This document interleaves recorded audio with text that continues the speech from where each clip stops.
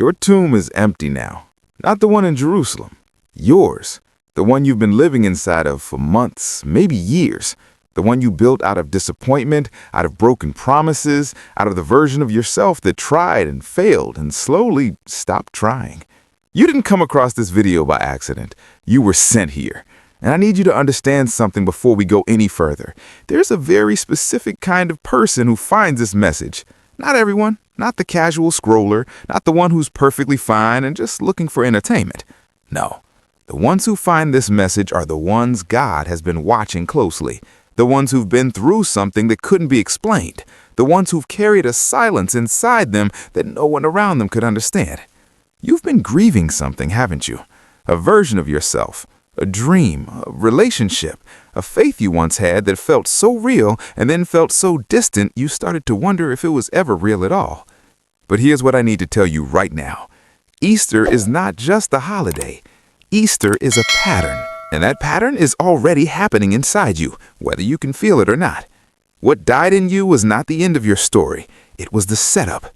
The burial was not punishment. It was preparation. And this Easter, God is not just remembering you, He's resurrecting you. Stay with me, because what comes next will change the way you see everything that has happened to you. Everything. If this message found you at exactly the right moment, type "Risen" in the comments right now. And if you want more content that speaks directly to your soul, hit that subscribe button. You were meant to find this channel. Part 1. The death you never got to mourn. There are things that die inside a person that no one holds a funeral for. No one shows up. No one brings flowers. No one says, "I'm so sorry for the loss." But the loss is real. The loss of your confidence after someone made you feel like you were too much or never enough. The loss of your joy after a season that drained everything out of you and gave nothing back. The loss of your innocence after you trusted someone with the most fragile part of yourself and they shattered it. These deaths are invisible, but you felt every single one. And here's the cruelest part. The world kept moving. People kept laughing. Life kept demanding things from you. And you had to show up and perform and smile and pretend that something vital inside you wasn't lying in the ground. You became very good at functioning without being alive. You mastered the art of going through the motions. And somewhere along the way, you started to believe that this was just who you were now.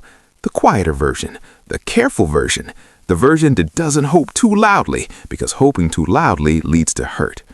You protected yourself by becoming smaller. I understand that. God understands that too. But here is what Easter forces us to confront. Resurrection only happens after real death. You cannot resurrect what was never truly buried. And the depth of your burial is the depth of your coming miracle. Jesus wasn't a little tired in that tomb. He was dead. Completely, fully, finally. And yet, 3 days later, the stone moved, not because of what he did, because of what the Father decided. And the Father is making a decision about you right now. Not next year, not when you're better, not when you've figured everything out and cleaned yourself up and become someone worthy of a miracle. Now, in this mess, in this silence, in this season where you can barely recognize yourself, the stone is already moving, and you won't believe what's on the other side of it. Part 2. Why God Let It Die. This is the part nobody wants to hear. Sometimes God lets things die on purpose.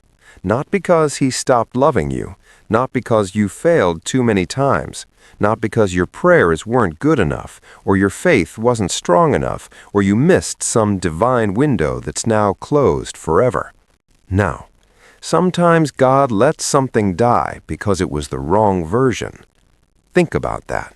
You've been grieving a dream, but what if that dream, in the exact shape you were holding it, was too small for what God actually has for you? What if you were so attached to the specific packaging that you couldn't receive the real gift? You've been grieving a relationship, but what if that person, as much as you loved them, was keeping you comfortable in a place God was trying to move you out of? You've been grieving a version of yourself, the confident one, the passionate one, the one who believed without flinching. But what if that version had a ceiling, and the person God is building right now has none? Death is not always an ending. Sometimes death is a redesign. The seed doesn't just fall into the ground and disappear forever. The seed falls into the ground and becomes something that the seed itself could never have imagined being. You cannot look at a seed and see the tree. You cannot look at the burial and see the resurrection, but God can. God has always been able to see your tree while you're still a seed in the dark. Here is the question that will shift everything for you. What if the worst thing that happened to you was actually the beginning of the best thing? What if the betrayal was redirection? What if the collapse was construction? What if the silence you've been sitting in wasn't abandonment, but preparation? Because here's the truth about Easter that most people miss. The disciples didn't understand either. They wept, they hid, they gave up, they went back to their fishing boats. They couldn't see the resurrection coming, but it came anyway. It came anyway, and yours is coming too. Part 3. The 3 days you're living in right now. Saturday. Not Good Friday, not Easter Sunday. Saturday. The day after the crucifixion and the day before the resurrection. The day that sits in between loss and restoration. The day that has no triumphant music, no angelic announcement, no sign that anything is about to change. Just silence, just waiting, just the crushing weight of a stone that looks like it will never move. You are living in a Saturday season, and Saturday is the hardest day of all. Because on Friday, at least there's adrenaline, at least there's the drama of the moment, the shock of the loss. But Saturday is just gray. Saturday is waking up and remembering. Saturday is trying to figure out who you are when the thing that defined you is gone.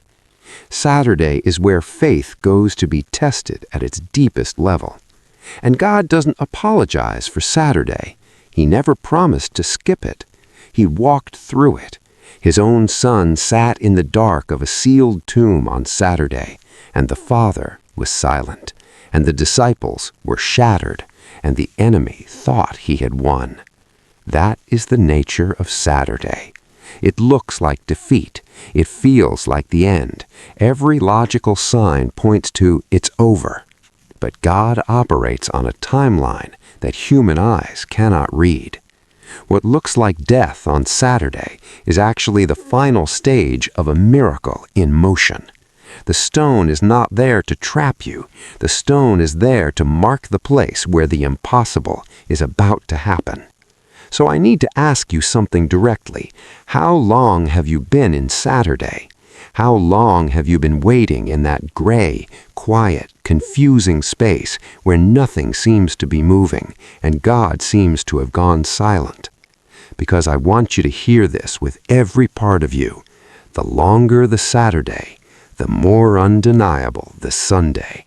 God does no small resurrections after long burials. He does the kind that make people fall to their knees, the kind that leave witnesses speechless, the kind that start with an empty tomb and end with a completely new life. Sunday is closer than it looks. Part 4. What resurrection actually looks like. Let me tell you what resurrection doesn't look like. It doesn't look like everything going back to exactly how it was before. That's resuscitation. That's just pressing rewind. Resurrection is something else entirely. When Jesus walked out of that tomb, he wasn't going back to his old life. He wasn't resuming the same conversations, living in the same house, doing the same things he did before Golgotha. He was transformed, glorified, different in ways that even his closest friends didn't immediately recognize. Mary thought he was the gardener. The disciples on the road to Emmaus walked with him for hours and didn't know it was him. Because resurrection produces something unrecognizable to the people who only knew the before. And that's what God is doing in you. He is not restoring the old you. He is revealing the resurrected you. The you that carries the weight of what you went through, but isn't crushed by it. The you that has scars, yes, like the nail marks in his hands, but those scars are now proof of survival, not evidence of shame. The you that walks into rooms differently, speaks differently, loves differently, believes differently, deeper, quieter, unshakable. The resurrected you doesn't need to perform to be valued. The resurrected you doesn't beg for a seat at tables they weren't invited to. The resurrected you knows exactly who they are and exactly who called them. This is what's coming for you. Not just healing, transformation. Not just recovery, elevation. Not just getting through, breaking through. And it starts the moment you stop trying to crawl back into the tomb. The tomb is empty now. You don't live there anymore. The grief was real, the loss was real, the death was real, but the grave does not get the final word over a life that God has marked. You were marked before you were born. You were chosen before you knew what being chosen meant. And this Easter, the same power that rolled the stone away is reaching directly into your life, right now. Are you ready to walk out? This is your moment. Not next Easter, not when you feel ready, not when the pain has fully passed and the confusion has lifted and you've got it all figured out. This moment, right now. Because resurrection doesn't wait for permission. It doesn't ask if you're prepared. It doesn't check if the conditions are perfect. It simply moves. The stone moves, the grave opens, and everything that was placed inside of you before the world got to it, the gifts, the calling, the fire, the purpose, it all comes rushing back. Chosen one, that's what you are. Not because you earned it, not because you never doubted, not because you never fell or failed or walked away or stopped believing for a season, but because He chose you before you chose Him. And He doesn't unchoose His chosen. So this Easter, I want you to make a decision. Walk out of the tomb. Leave the grave clothes behind. Let what was buried stay buried, because the resurrected version of you doesn't need it anymore. Your story is not over. Your story is just now reaching its most powerful chapter. The tomb is empty, and you were never meant to stay inside it. Walk out.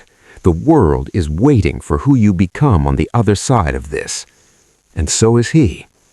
If this message moved something in you, subscribe to this channel, because more words like these are waiting for you. You didn't find this channel. You were brought here. Don't leave without hitting that button.